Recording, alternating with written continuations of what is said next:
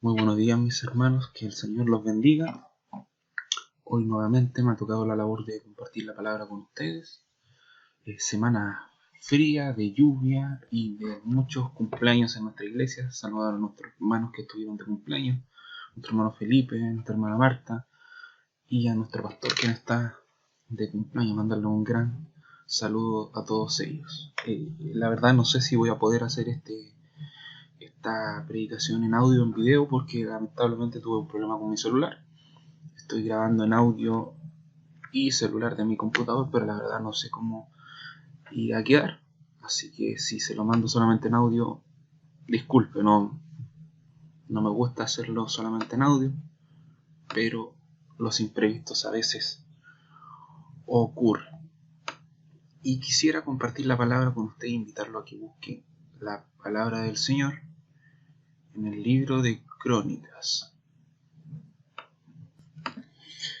El libro segundo de Crónicas, su capítulo 34, y vamos a leer primeramente en sus versículos 22 al 28 y luego del mismo capítulo 34 del verso 1 al verso 2.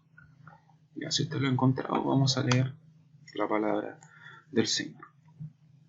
Entonces Hilcías y los hombres del rey fueron a Hulda, la profetisa, mujer de Salum, hijo de Tikva, hijo de Arás, encargado de las vestiduras, el cual vivía en el segundo barrio de Jerusalén, y le hablaron del asunto.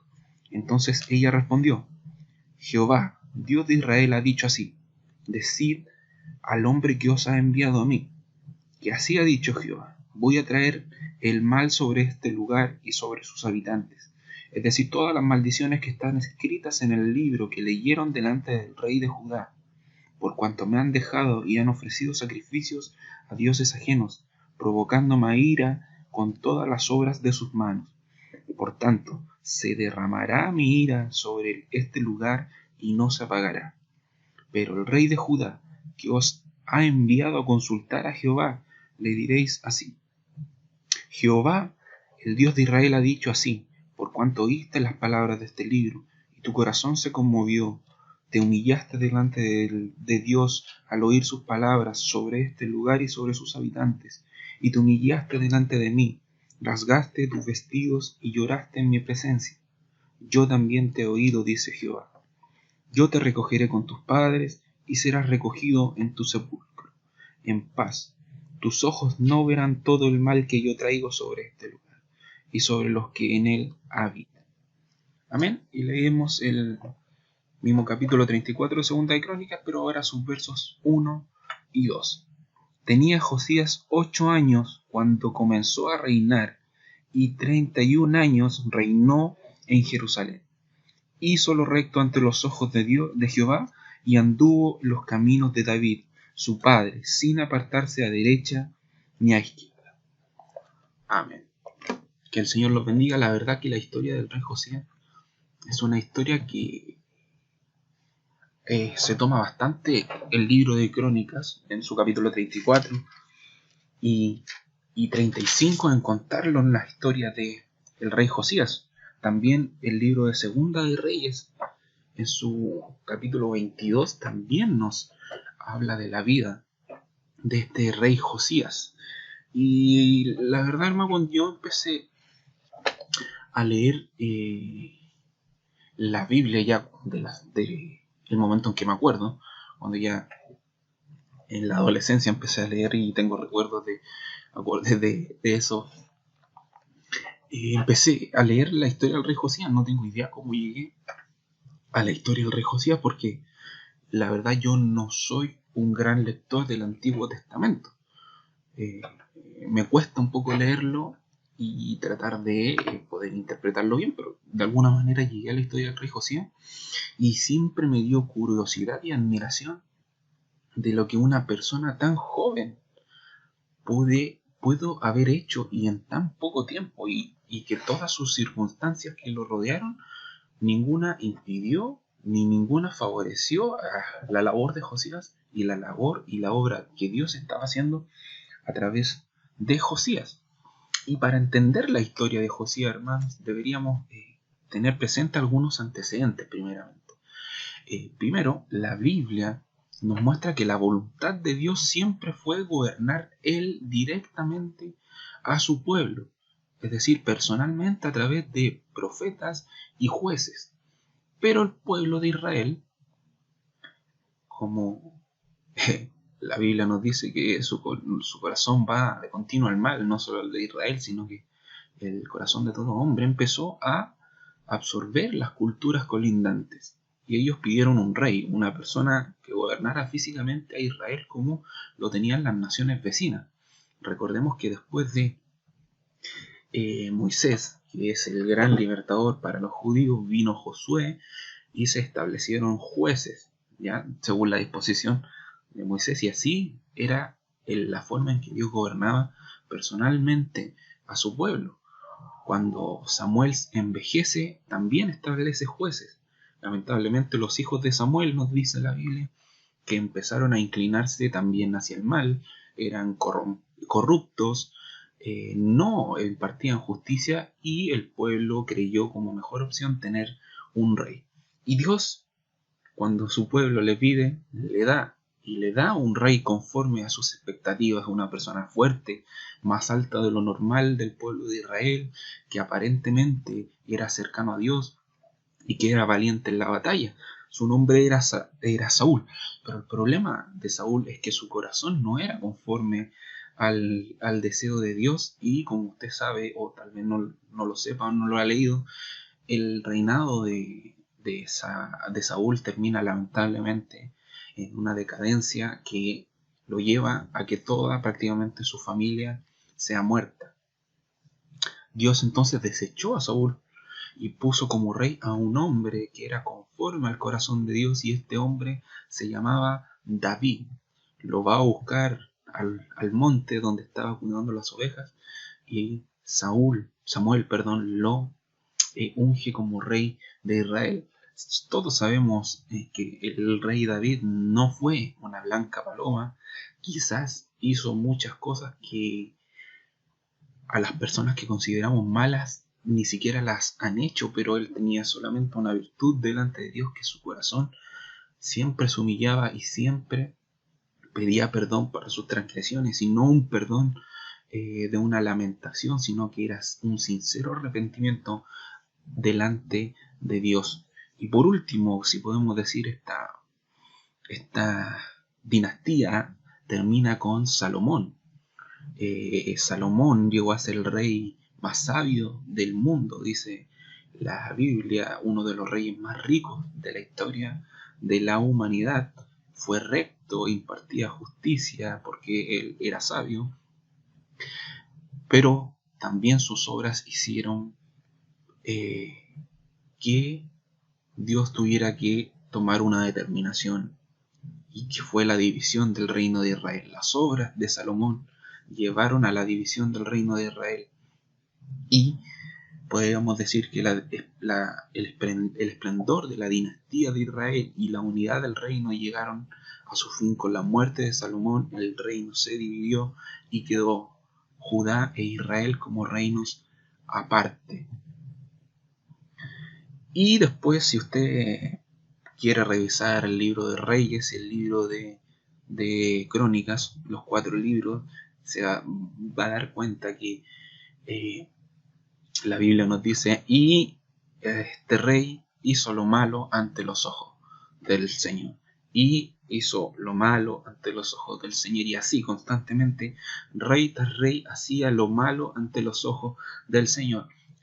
Cada cierto tiempo aparecía un rey que oxigenaba, si podíamos decir, la dinastía de Judá o de Israel, y que trataba de buscar al Señor, y que el Señor lo utilizaba para reformar y tratar de llevar a su pueblo de nuevo a la observación de la ley del Señor. Pero lo que construía un rey lo destruía el otro rey, que era perverso, ante los ojos del Señor. Y llegamos entonces a la época del rey Josías. El rey Josías es hijo de Amón, rey de Judá, que fue un rey idólatra, de los más perversos de Judá, que introdujo cultos de las naciones vecinas.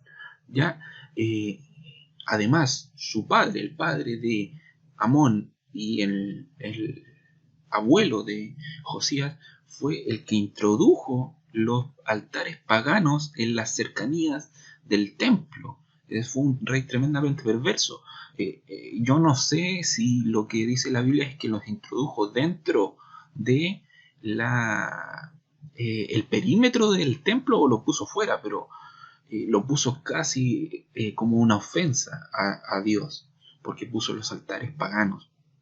Pero Manasés fue confrontado con su pecado y en los últimos días de su vida y su reinado pidió perdón y se arrepintió ante Dios y sacó los altares paganos, trató de reformar al pueblo, pero como le decía, el rey que hacía lo bueno y construía un altar a Dios era destruido por el rey que venía después.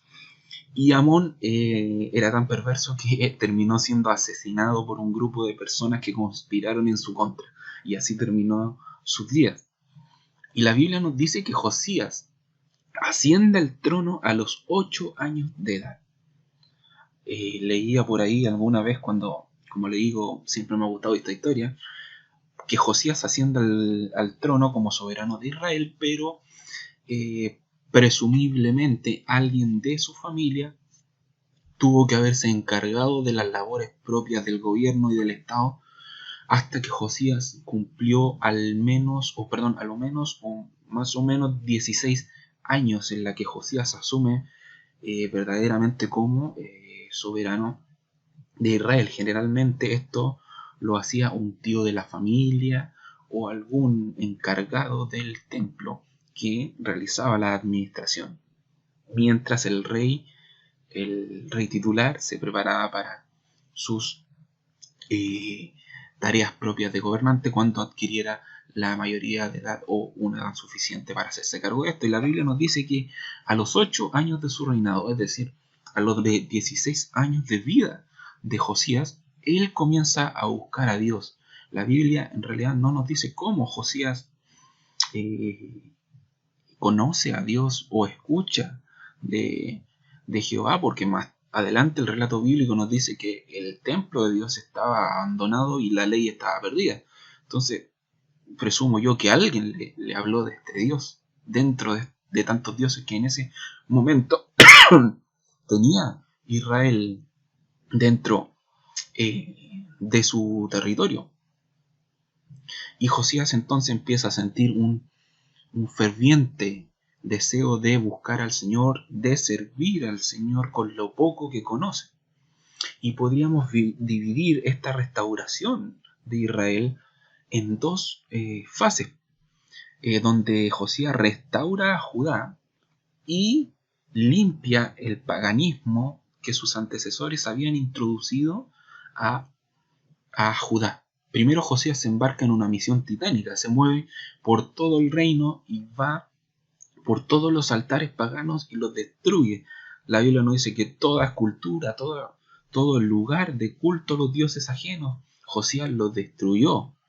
Además, Josías llega a tener un tal celo por Dios que desentierra los huesos de los sacerdotes paganos que introducen estos cultos a Judá y los incinera, es decir, los prende y les prende fuego junto a sus altares y esa ceniza las tira fuera de la ciudad.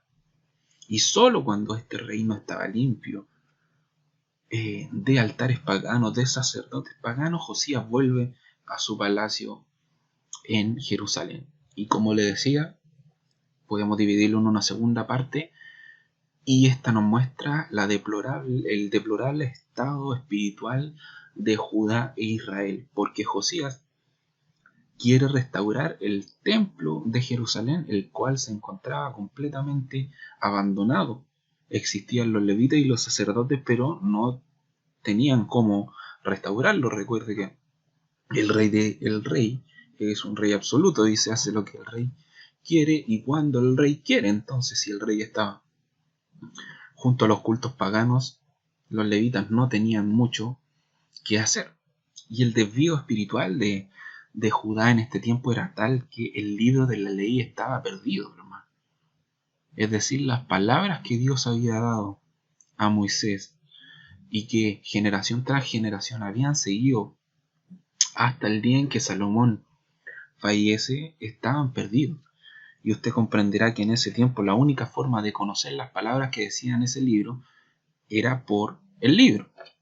No habían Biblias disponibles al común de la gente. Entonces nadie conocía, al menos de esa generación, las palabras del libro de la ley. Entonces Josías pide a los sacerdotes la restauración del templo, hace una gran ofrenda, si podemos decir así, para ir en la restauración del templo, y encuentran el libro de la ley. Y luego de encontrar el libro de la ley, lo traen ante Josías, y Josías pide escuchar las palabras del libro de la ley. Y luego de haber escuchado estas palabras, hermano, las bendiciones con las que Dios apoyaba a su pueblo si éste estaba dentro de su ley, pero las maldiciones con las que Dios había establecido su pacto si ellos se apartaban fueron tal a los oídos de Josías que él rasga sus vestiduras. Y la tradición nos señala que el acto del rasgar las vestiduras lo hacían los judíos cuando sentían dolor o vergüenza ante alguna situación en su vida. Él había escuchado los mandamientos, los 10 mandamientos, había escuchado la ley de ceremonial del Señor, la ley moral del Señor, y se daba cuenta del estado en que el pueblo de Israel estaba, en el estado en el que habían caído, y él quería saber qué es lo que tenía Dios para Judá y para él mismo. Es por eso que él va donde una profetisa que es Hulda.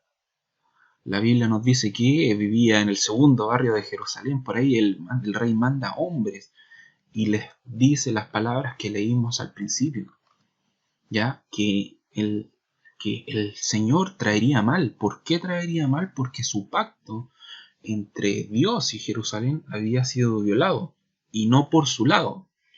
Y cualquier persona que puede entender algo de, no sé, un pacto o un contrato, podrá entender que existen dos partes y dos partes tienen que cumplir su obligación.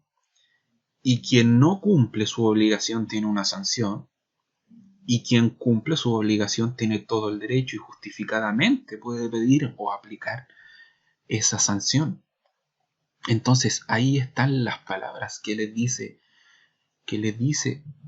el Señor a Judá y al rey de Judá, que el juicio viene, no se va a detener el juicio, pero que a Josías, por haberse humillado ante el Señor, esto no le va a tocar. Y esta historia, hermano, es tremendamente importante y podemos sacar grandes enseñanzas de la vida de este gran reformador, y lo invito a que pueda ver conmigo algunos puntos que dividí de estas enseñanzas que nos da Josías. Primero, las circunstancias externas nunca son un límite. Primero, para la obra de Dios, es decir, para la voluntad de Dios, y segundo, para el creyente y el cristiano o el hijo de Dios que se somete y que quiere hacer la voluntad de Dios. Esto la Biblia nos muestra en múltiples ocasiones. Tal vez usted me diga, no, es que yo soy muy joven. Bueno, no, usted está viendo acá que Josías tenía 8 años cuando fue nombrado rey de Israel. A los 12 empieza a conocer al Señor, y a los 16 empieza a romper todos los altares de los ídolos. Samuel también fue un niño cuando fue llamado al ministerio del profeta. Jeremías también era niño. Tal vez usted me dice, es que yo soy pobre, hermano, no puedo hacer estas cosas. Y le cuento que, hermano, 11 de los 12 discípulos provenían de los sectores más desposeídos de los tiempos de Jesús. La mayoría de ellos eran pescadores. Tal vez me dice, es que tengo mucho dinero, soy rico. Bueno, hermano, Mateo y Zaqueo eran publicanos que tenían mucho dinero y aún así se acercaron al Señor. Salomón fue uno de los reyes más ricos de la historia de la humanidad.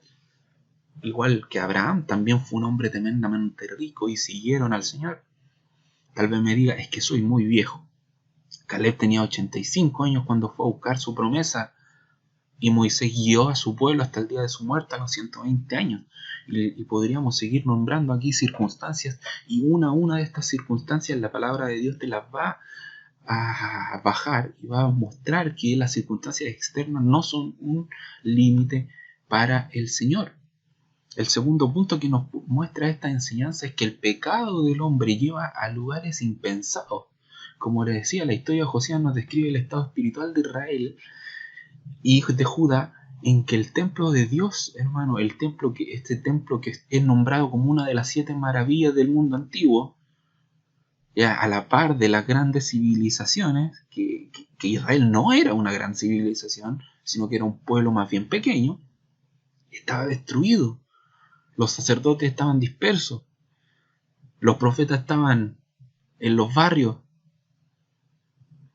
y la palabra de Dios nunca había sido leída en esa generación, de tal manera que ni siquiera el rey sabía qué decía la palabra del Señor, y el rey lo había escuchado solamente.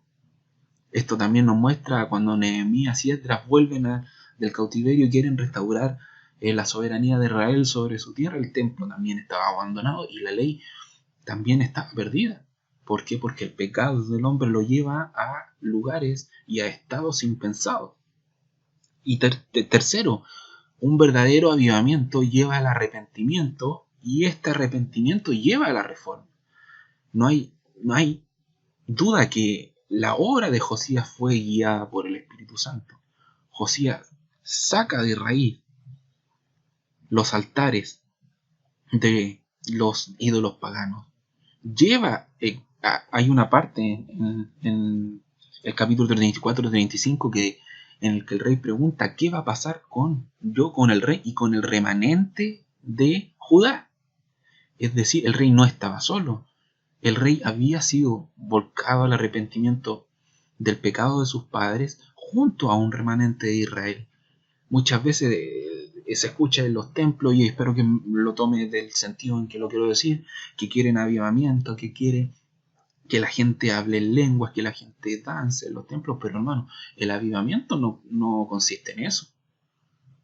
Si usted se va a 1909 y se queda con las puras lenguas, las danzas, no va a sacar nada. Si usted va a ver qué pasó en 1909, es que un grupo de personas tomadas por el Espíritu Santo fueron a predicar y la gente se convirtió. Ese fue el verdadero avivamiento de 1909. Las lenguas, las danzas las vivieron los hermanos en sus templos, en su vida personal.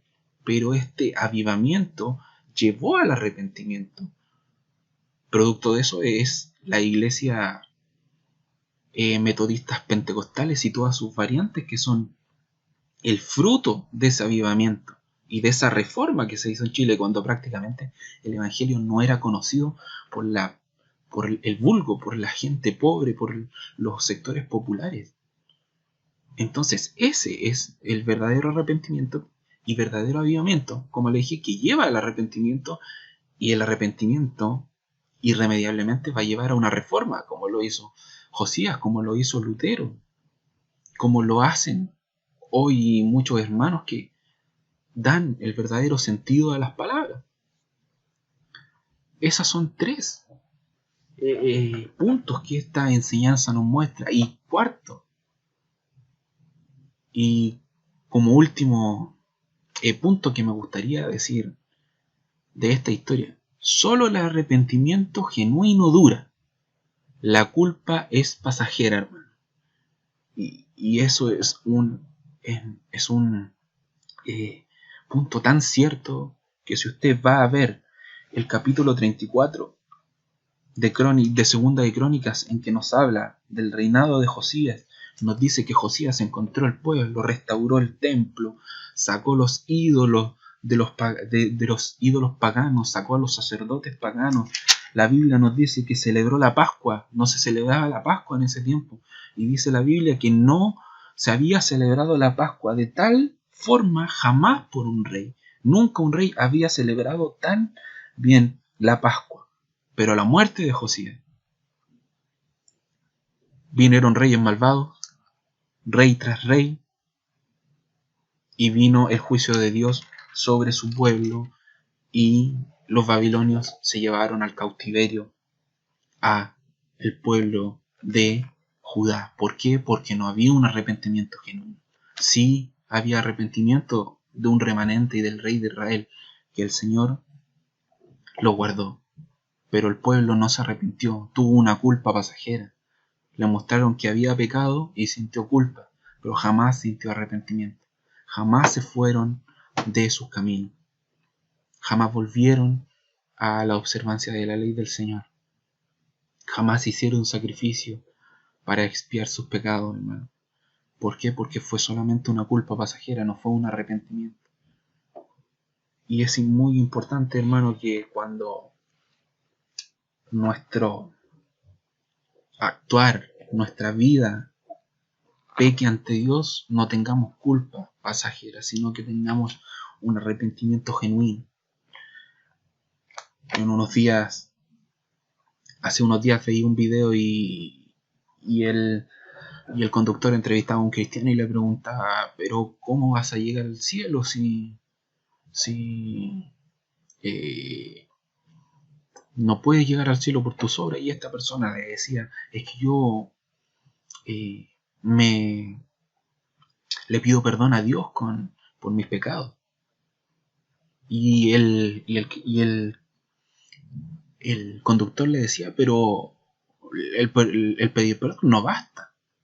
Es como si uno fuera ante un juez, hiciera un delito y le dijera, juez, perdona. El juez no lo va a perdonar. Lo que la Biblia nos dice es que el hombre debe arrepentirse de sus caminos.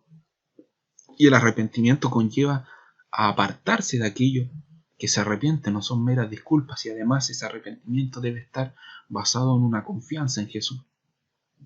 Eso es lo que nos enseña el Antiguo Testamento. Y eso es lo que nos enseña la historia del rey Josías. Como le dije, a mí me gusta mucho la historia del rey Josías. La conversamos con los jóvenes en reunión de jóvenes. Van a darse cuenta, mis hermanos jóvenes, que fue parecido, pero encontré muchas más cosas que las que había encontrado antes, a analizar un poquito más en profundidad. Si usted quiere leer la historia de Josías, el capítulo 34 y 35 nos habla de él, y el libro de Segunda de Reyes 22 también nos habla. Así que lo invito a que siga reflexionando en la historia de Josías, en este rey reformador, en este rey piadoso, y tratemos de seguir el ejemplo de Josías en este mundo que tal vez la palabra del Señor está un poco perdida, tal vez no como antes por los medios que tenemos para difundirla, pero trabajemos, no hay impedimento para hacer la obra del Señor. Y lo invito, hermanos, a que haga la obra del Señor. Lo invito a orar. Padre bendito, Dios del cielo, gracias por la vida, gracias por la salud, gracias por permitirme estar frente a mis hermanos una vez más para poder hablar de tu palabra. Gracias porque todas las historias que están escritas en este libro, Señor, tenemos la posibilidad de sacar enseñanzas, de sacar, Señor, ejemplos para nuestra vida, ejemplos a seguir, Señor, y ejemplos para no seguir, Padre. Porque tu palabra cada día nos muestra que quien se aleja de ti termina destruyéndose, pero quien se acerca a ti, las circunstancias no se lo impiden. Y aun cuando tú no puedas quitar algún juicio, porque todo pecado tiene su consecuencia, tú has prometido librar a aquel que se humilla ante ti y se arrepiente. Tú lo has prometido librar del juicio. Gracias, Señor, por todas estas palabras, te las doy en el nombre de Jesús. Amén. Y que el Señor les bendiga. Os dejo con una alabanza para que la escuchen y terminen este servicio. Que el Señor los bendiga.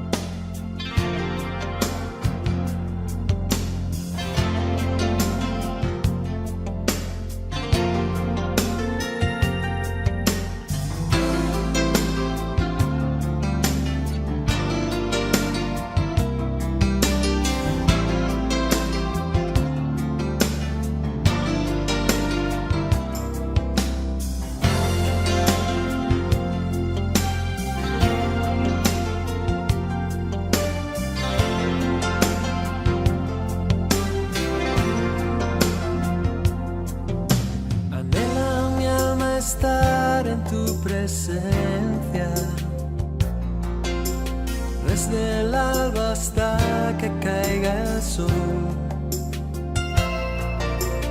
Quiero estar pegado a tu costado, oh, aún más cerca de tu corazón.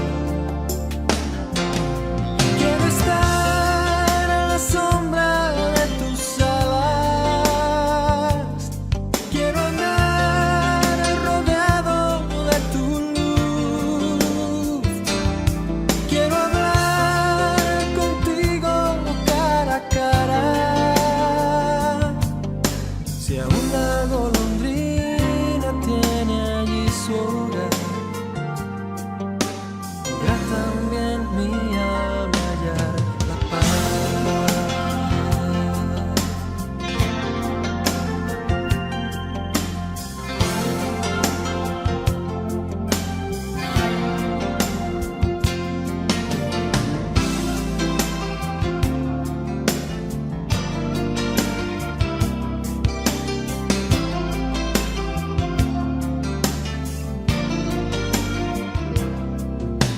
Anhela mi alma estar en tu presencia y escuchar tu voz una vez más. Poder hallar la calma en la tormenta, oh, cerca de tus atrios, oh Jehová. Quiero estar a la sombra de tus alas. Quiero andar rodeado de tu luz. Quiero hablar contigo cara a cara. Si aún la golondrina tiene allí su hogar, podrá también mi alma hallar la paz. Quiero estar a la sombra de tus alas. Quiero andar rodeado de tu luz. Quiero hablar contigo cara a cara. Si aún la golondrina tiene allí su hogar, podrá también mi alma hallar la paz. Si aún la golondrina tiene allí su hogar, podrá también mi alma hallar la paz.